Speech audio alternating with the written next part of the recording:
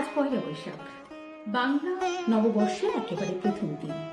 তাই বাংলা নতুন বছরকে স্বাগত জানিয়ে আমি কবি আদিত্য গাঙ্গুলির লেখা স্বাগত হে বৈশাখ কবিতাটি আমার নিবেদনে রাখছি। মহাকালের আবর্তে ঝরে যায় কত শত বর্ষের ধুলো, মহাকালের আবর্তে ঝরে যায় কত শত বর্ষের ধুলো।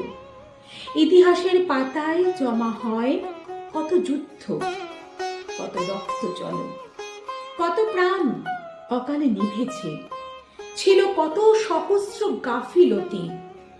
সময়ের অমুক বিধানে মুছে যায় সব গ্লানি আর চ্যুতি।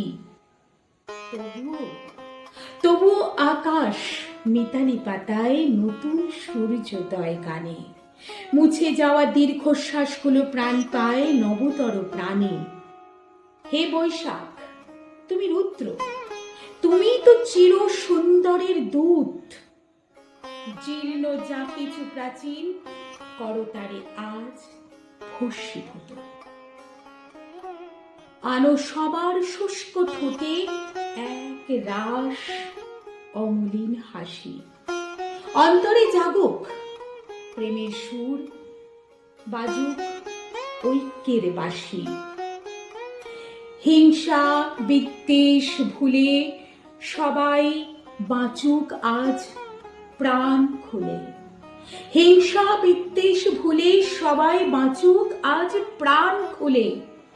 নতুন বছর সিক্ত হোক কেবলই মিলনের ফুলে। স্বাগত হে বৈশাখ, স্বাগত হে বৈশাখ, তোমার আগমনে ধরণী হোক ধন্য। সবাই খুঁজে পাক বাঁচার মানে সুন্দর আগামীর জন্য। এসো হে বৈশাখ, এসো এসো, এসো হে বৈশাখ, এসো এসো।